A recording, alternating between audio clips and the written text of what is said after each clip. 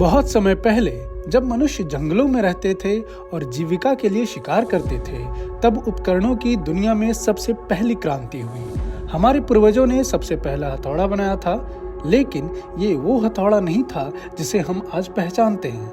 ऐसा माना जाता है कि पहला हथौड़ा 3 मिलियन साल पहले मूल रूप से सिर्फ एक भारी गोल पत्थर था। हाथ की पकड़ में आने वाले इस मजबूत पत्थर का उपयोग अन्य पत्थरों को आकार देने और शिकार के उपकरण बनाने के लिए किया जाने लगा।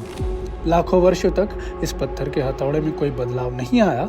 हमारे पूर्वजों को इसकी सरलता और उपयोगिता पसंद थी, लेकिन फिर मानव ने महसूस किया कि इस पत्थर को बेहतर बनाया जा सकता है। एक विचार आया, क्यों न इसे एक छड़ी से जोड़ा जाए।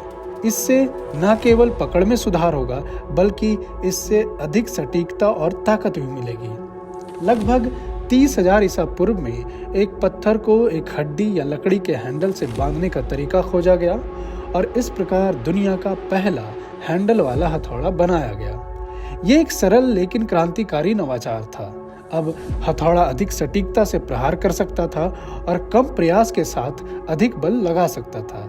कांस्य युग और लौह युग 2000 से 1800 ईसा पूर्व के आसपास में लोहे और कांस्य के हथौड़े विकसित हुए। ये कांस्य और लोहे के हथौड़े पत्थर के हथौड़े की तुलना से कहीं अधिक मजबूत और टिकाऊ थे। मनुष्य सामाजिक विकास के साथ साथ हर क्षेत्र में अपने आप को और कुशल बनाता गया और फिर विकसित समझ के साथ हथौड़े का उपयोग अलग अलग काम के लिए करने लगा। हर काम के लिए एक विशेष प्रकार का हथौड़ा था। कल्पना कीजिए, युद्ध में उपयोग किए जाने वाले भारी युद्ध हथौड़ों से लेकर नाजुक काम करने के लिए बनाए गए रबर या लकड़ी के छोटे छोटे हथौड़ों तक इनका विभिन्न स्थानों पर उपयोग किया जाता था।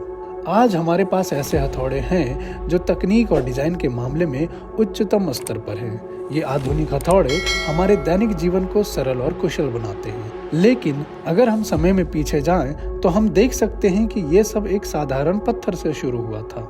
हथौड़े की ये यात्रा मानव सरलता और अनुकूलशीलता की एक अद्भुत कहानी है।